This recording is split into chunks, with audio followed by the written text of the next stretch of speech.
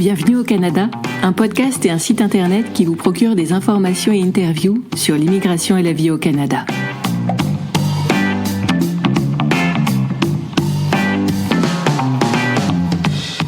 Salut à vous, aventuriers du Nouveau Monde! Emma Charlin au micro, auteure, accompagnatrice en mobilité internationale et podcasteuse. C'est l'épisode 48 du podcast et je l'enregistre en décembre 2024. Vous l'avez peut-être remarqué, cet épisode n'a pas la même musique d'introduction que d'habitude. Et pour cause, c'est un épisode spécial. En cette période de fin d'année, je me suis dit qu'un peu de détente nous ferait à tous le plus grand bien. Alors, plutôt que de traiter d'un sujet précis avec bien des informations et conseils à la clé, je vous propose une plongée dans le petit monde de mes anecdotes canadiennes. Et là, vous vous dites, mais c'est quoi une anecdote canadienne ? J'y viens. Mes anecdotes canadiennes sont de petites histoires où une personne part au Canada, se prend les pieds dans le tapis et apprend de ses erreurs. En gros, ce sont des tranches de vie, plaisantes et drôles, où un immigrant découvre qu'il ne sait pas ce qu'il ne sait pas. Disons qu'il fait l'expérience d'un mini-choc culturel, si vous préférez. L'anecdote que je vais vous lire est tirée de mon livre « Coût d'une expatriation au Canada ».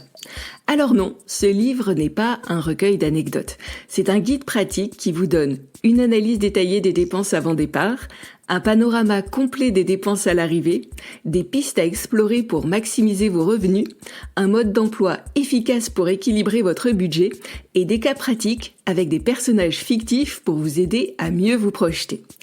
Mais en fin de guide, et à vrai dire à la fin de tous mes guides, je vous propose un moment de détente avec quelques anecdotes qui permettent de souffler. Cela vous permet aussi de revoir sous un œil amusé les informations que je vous ai expliquées. Sans plus tarder, faisons connaissance avec Henri.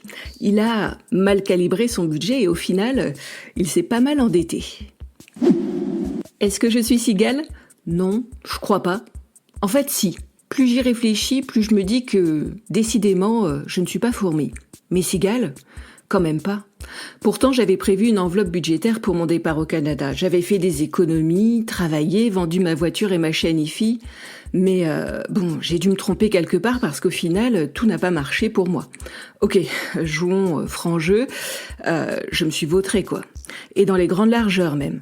Bref, si j'avais pu éviter un appel désespéré aux parents pour renflouer les caisses, cela m'aurait bien plu. J'ai insisté pour leur signer une décharge et les rembourser. L'honneur est sauf, mais quand même, si j'avais pu me passer de cet épisode navrant, j'aurais signé les yeux fermés. À 27 ans, quémander de l'argent à ses parents, c'est un peu la honte tout de même. Surtout que j'ai toujours clamé haut et fort vouloir me prendre en charge. Mais non, maman, t'inquiète pas, j'ai pas besoin d'aide. J'assume pleinement ma vie et mes nouvelles obligations. Tu parles, je visais haut et je suis tombée de haut. Au ras des pâquerettes, je dirais. Au rayon post-ado boutonneux qui découvre la vie. Au final, maman et papa, ce serait sympa si vous pouviez m'avancer un peu d'argent là. Comment dire, j'ai eu un souci, puis un autre, qui ont fait que, en fait, sans crier gare, j'ai besoin d'argent maintenant, là maintenant, et puis sans votre aide, pétard, rien que de revivre la scène, je suis gênée.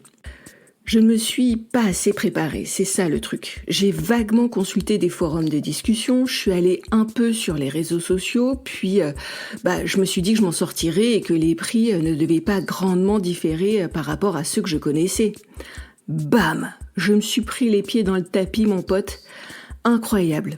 4 mois qu'il m'a fallu, 4 petits mois à peine pour que toutes mes économies fondent comme neige au soleil. Et en travaillant en plus, c'est ça le pire, je ramenais des pépettes au bercail. Mais ça n'a pas suffi. Comme entrer dans le monde des adultes qui s'assument, on a déjà vu mieux. La faute à qui ? Oh, je pourrais blâmer tout un chacun. C'est de leur faute après tout, pas de la mienne. On m'avait pas prévenu. Et comment j'aurais pu savoir, moi, que la vie au Canada était si chère et que les dépenses ne faisaient que s'accumuler ? Comment j'aurais pu le savoir ?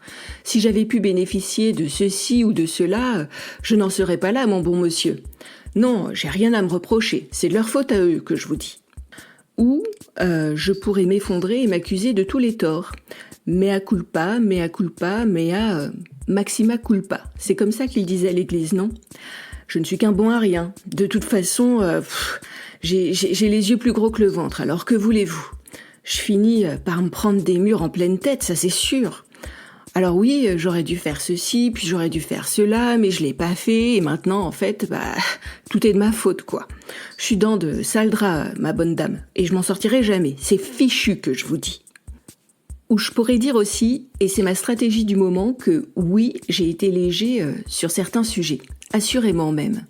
J'aurais dû mieux me préparer.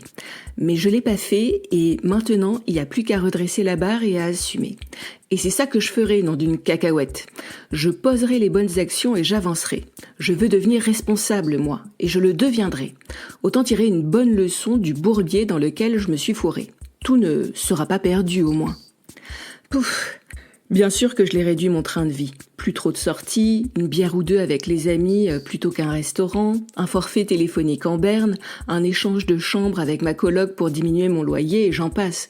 Mais mis bout à bout, cela n'a pas suffi. Alors, en plus de mon boulot, j'ai donné quelques cours ici et là. Et j'ai commencé à réduire mes dettes. Oh, il n'y a pas de quoi crier victoire, je le sais, mais le vent commence à tourner et c'est ça qui me plaît. J'ai déjà lu 1 ou 2 bouquins de finances personnelles et j'ai installé une application pour mieux suivre mon budget.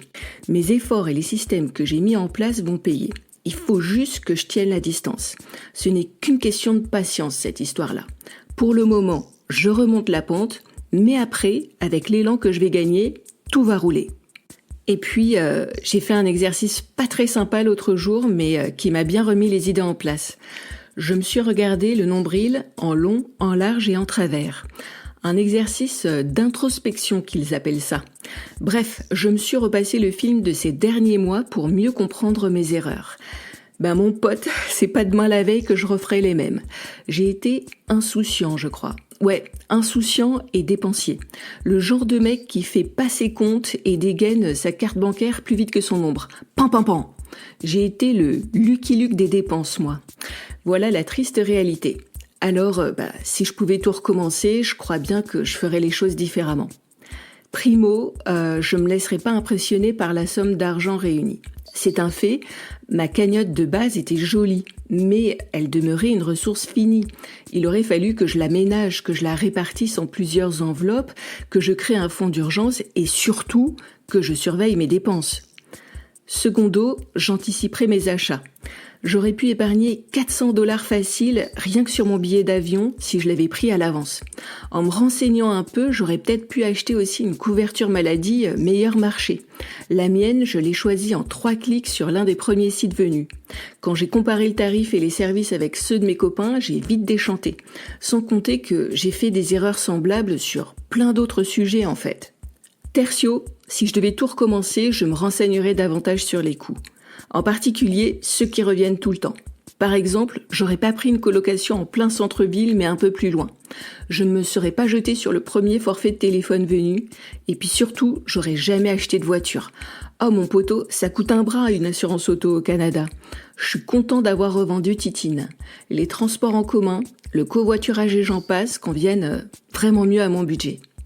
Et puis, je commencerai ma recherche d'emploi plus tôt, je crois. Ouais, ça m'aurait évité de m'enliser, cette histoire-là. Mais bon, là, j'ai compris et j'ai appris ma leçon.